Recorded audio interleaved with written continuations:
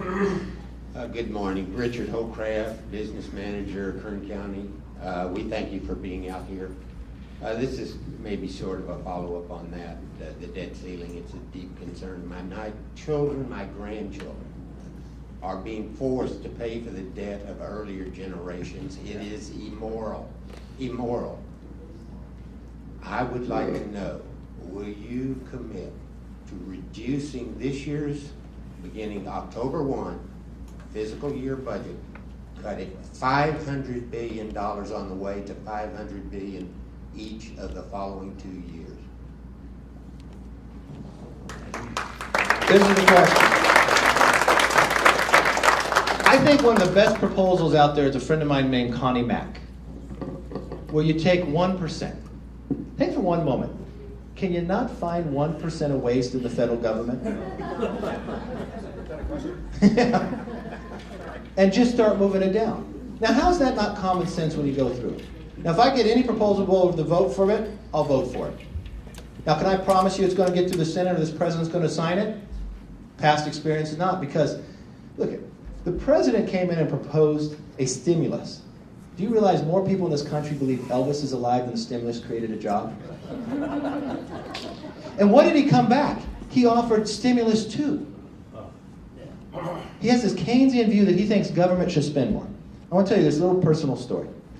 When we first took the majority, the president calls up and he wants to have Boehner, Cantor, myself down to get to meet us. We don't have any relationship. I said, fine. So we go down and we sit at this little table outside the Oval Office. Yeah, you got to understand me. There's not one teacher that ever had me that thought I could ever even walk into the White House and pass the code, right? President sits here. Boehner sits there. Cantor sits there. I sit here. I get the short straw, so I sit next to Biden. Okay? They have the signs here. So we have a frank discussion, no precedent. And we literally talked about, we know what the problems are.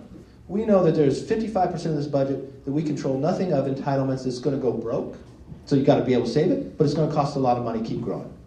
And that's where it comes down in there. And we tell the president, look, why don't we go across this country and just talk about the problem first? So when everybody can offer, so we won't demonize you, demonize us and be able to do it. Oh, that's a pretty good idea, Kevin. But you know something I realized after sitting down with him? I believe we all get our principles from our belief and our experience of what we found in the country. You may grow up and you may kind of change your views and what you see on TV, but once you get out there and realize, when I started my first business when I was 20, started a little Kevin O's Deli over there, I realized that when the city came up to give me a ticket for my sign, that I said, look, you want to give me a ticket, that sign brings in more people, that buys more sandwich, that pays more sales tax, that pays your salary that you want to punish me for. It just doesn't seem right. And I realized every person I hired, I paid as much as Social Security as they did. So from the perspective, I realized small business hires people. Then I looked at the president's occupations in life. He's been a state senator, he's been an attorney, he's been a community organizer, and he worked with the unions. There is a thread that goes through all of those. They all redistribute wealth. They never created wealth.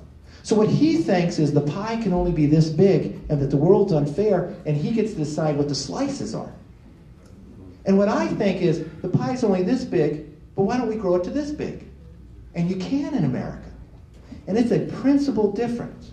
He thinks jobs come from the government. The only job I've ever seen government create is the IRS. I think jobs come from the private sector, and that's where they come. If you punish wealth creation, you get less of it.